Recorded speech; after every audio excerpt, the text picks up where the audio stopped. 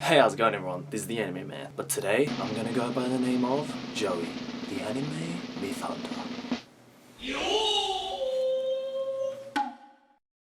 So since you guys enjoyed the first episode of Anime Myth Hunter, which you guys can check out here, I discussed the hidden dark theories behind the Ghibli film My Neighbor Totoro.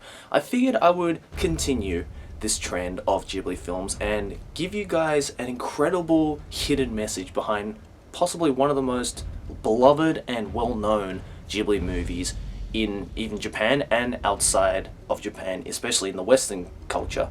That film being Spirited Away. Spirited Away made a name for itself when it won the 75th Academy Award for Best Animated Feature Film and really made a name for itself and Studio Ghibli in the Western culture. Now, if you guys haven't seen this film, then you really need to go check it out. There is a reason why it won an Academy Award. It's really heartwarming, characters are so lovable, and it's like really fantasy-esque, but kind of creepy yet cute fantasy. So, you know, it's really good for kids and adults alike. But there might be some of you out there that don't actually know the incredible hidden message behind this film, because you might think that Spirited Away is all about the story of, you know, this girl Chihiro who gets lost, separated from her parents, and then stumbles into this fantasy world where she tries to survive and get back home, when in actual fact the real story or the real meaning behind this film is all about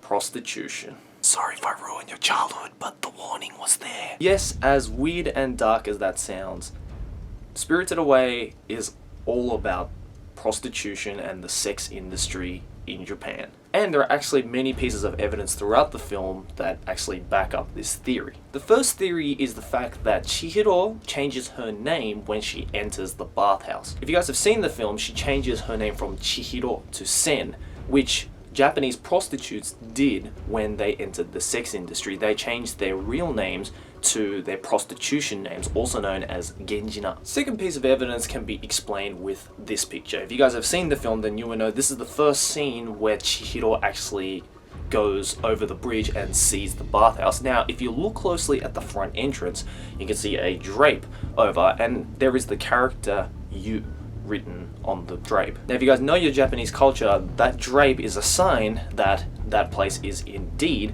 a bathhouse. So you might be thinking to yourself, well, how is this evidence that it's about prostitution? Well, funny enough, back in the Edo period, bathhouses were essentially brothels. Men would go to these bathhouses to pretty much have a good time with the women there and exchange sexual favors. This theory is also backed up even further with the fact that these women who were prostituting in these bathhouses were given the name Yuna, or translated into English, hot water women. And the third piece of evidence comes very closely with the fact that the owner of these said brothels, or the brothel madames of the days, were called Yubaba.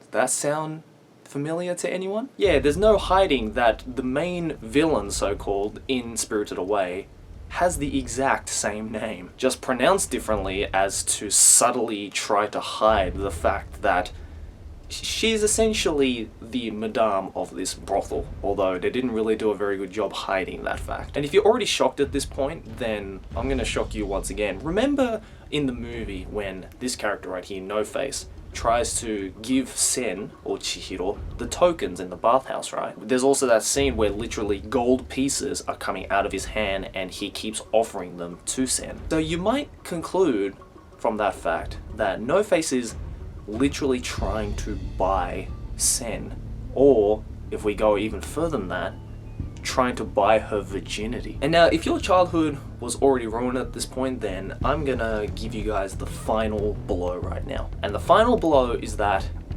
this isn't actually a myth at all.